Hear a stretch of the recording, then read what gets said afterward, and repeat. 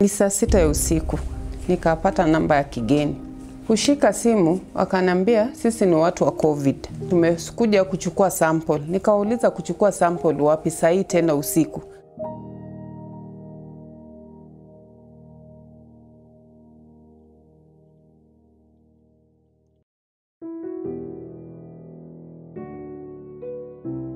Nikafungua mlango, nikaenda kwa balcony, nikapata nje watu wamejaa chini. Mimi nikaigiza uoga, nikasema siwezi kutoka nje, nikawafuate, nikarudi ndani nikakaa. Wakawa tu wanapiga simu, anaendelea kupiga simu, namwambia nilikwambia siwezi kutoka nje saa hii. Mbona bado unashindilia kunisumbua? Ati wewe lazima utoke nje, lazima tuchukue samples. Nikamwambia kama ni sample jo asubuhi, mtachukua sample mtanipata.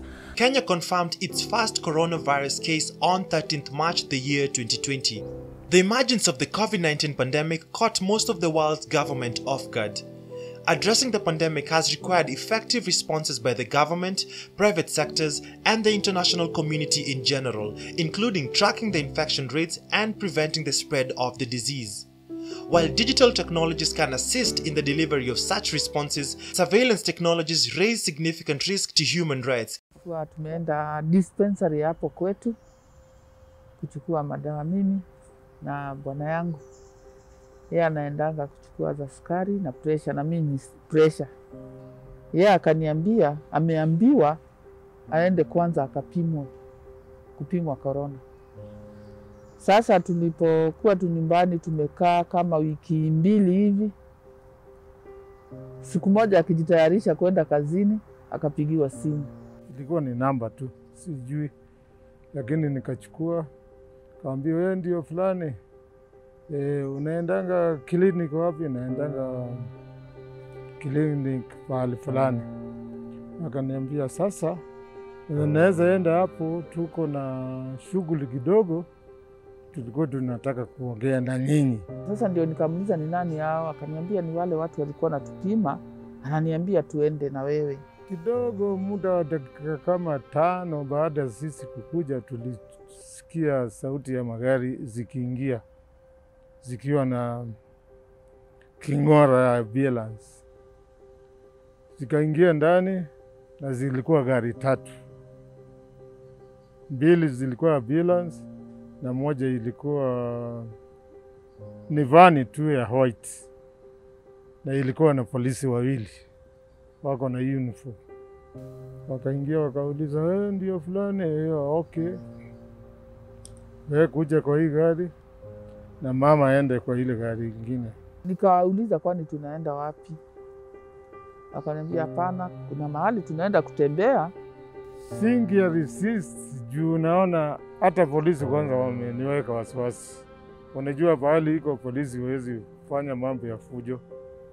Nikapanda. Sasa kupanda, ile kitu ilinishangaza. Nikaambiwa nitoe ile mask nilikuwa nayo, niweke kwa mfuko. Nikatoa. Sasa ile yao ni kunirushia, walinirushia. Nikashindwa kwani kumeenda aje. Wakaniambia vaa hiyo. Nikavaa. Tena wakachukua gloves wakanitupia. Wakaniambia vaa hizo. Sasa sigari zikaanza kwenda. Zinaenda zikilia. Hata mtu anaweza stuka. Si ndio tukaenda tu zinalia, tunasikia huko nje watu wakisema corona, corona. Sasa ikafika Kenyatta, nikaingilia hapo. Mimi hata nilikuwa nimepanic kabisa, hata sijui ni uko wapi. Hata nilikuwa naambia hapo ni Kenyatta. Ndio walifungua mlango. Nikaona kwa mbali iko watu wanachoma makaratasi, watu kama 2 na mama mmoja nasi na kama matron hivi. Ndiye alikuja na alikuwa amebeba faili fulani. Wakamwambia tumemleta. Wakaangalia kwa hizo faili zao. Ndio Patrice alinikaribia akaniuliza, wewe unaitwa nani? Nikamwambia majina yangu. Na unasikiaje? Nikamuuliza kusikia namna gani, kama kugonjeka ama kama, nikamwambia mimi niko sawa kabisa. Hata nilikuwa naenda kazini, wakarudi wakaenda kwa assistant kidogo, wakapiga simu, walipiga simu kama 4 hivi. Huyo matron dakika mwisho kukaa, tulikaa hapa kama dakika 15 ama 20 hapo. Hiyo matron alikuja kwangu akaniambia pole sana, mtarudishwa pahali mlitolewa. The first call was from the Ministry of Health. It was a young man. He introduced himself. He's like, yes, I'm from the Ministry of Health, just confirming my name, where I live. Am I still at the address? Yes, I am. Okay, thank you very much. And that was that. Then NMS, they called me and they're like, okay, so you know you're under Nairobi County, you're going to hear from sub-county. The minute your doctor now calls you, she tells you, the county is aware. The Ministry of Health is aware. NMS is aware. So now, you know, it's out of my hands, right? So I now need to monitor you morning and evening. I waited for my results. I was told it will be ready within 24 hours.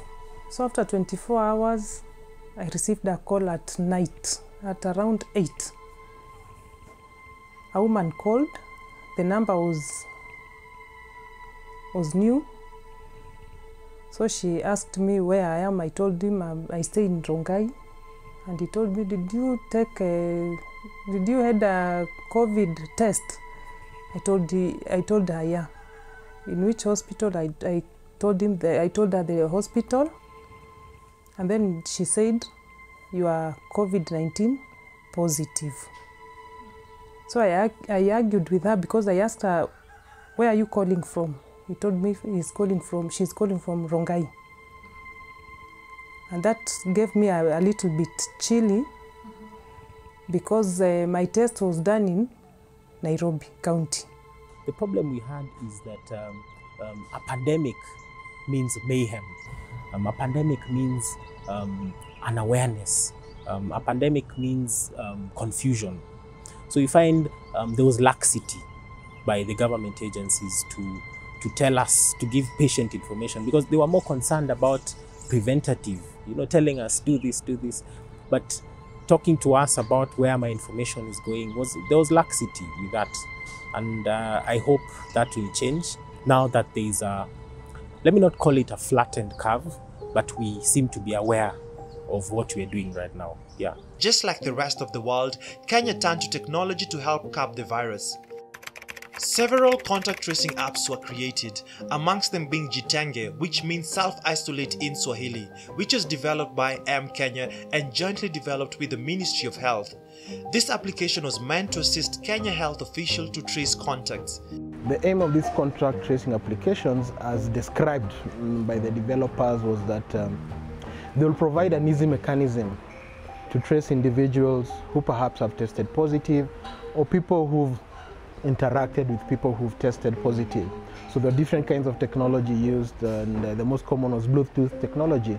And that apps were that they created an app that if you come across or interact with somebody who's tested positive, you'll get a message say, hey, by the way, you interacted with somebody who tested positive, you also need to get tested.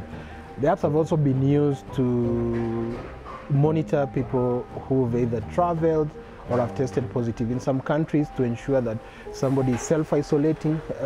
For example, somebody is quarantined and they're not going against those quarantine guidelines, because the app, using the mobile phone technology, if you go outside a certain area, then the app notifies the authority. If you have symptoms that escalate, you'll put that information in that app, and that will allow for immediate action by the authorities. As part of the pandemic surveillance, an individual is to provide extensive personal information. You need to give your ID number, you need to give your location, your phone number. We don't know, but we're just doing it. We're gullible. We give our information. Nobody ever thinks, even as I sit here and I tell you, I have no idea what it is they did with whether it was my x-rays, because I sent everything. As a patient, you have a right to know where the information collected about you goes and what the information is used to do and how the information is disseminated through various agencies. Work of sensitizing the public and also protecting the public is the work of the Data Commissioner, who is in charge of enforcing laws on data protection, of ensuring that data handlers, which includes government, which includes app developers, that those data handlers abide by principles of data protection. We also require very clear guidelines from the Office of the Data Commissioner on collection, analysis, storage, and transfer of sensitive data, health data. This has been done by data protection authorities around the world, where they say, of course, they tell their government, we agree that this is going to be used for a public purpose, for public health purpose. But as you are doing that, please comply with these basic data protection principles. The Ministry of ICT should come out strongly and talk to us about data. I mean, the PS, the CS should be at the front line in protecting our data.